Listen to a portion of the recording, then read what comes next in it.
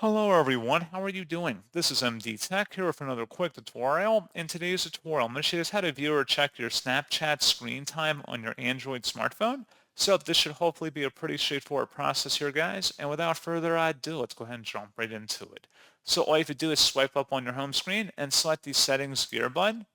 Now you want to select the apps tile and select where it says see all apps.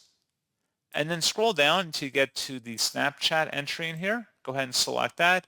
And then there's an item that says screen time. Go ahead and select that. And then you can sort by days or hour usage. And you can go back and forward in time and see how much time you were on the app. So pretty straightforward process, guys. And as always, thank you for watching. I do hope that I was able to help you out. And I do look forward to catching you all in the next tutorial. Goodbye.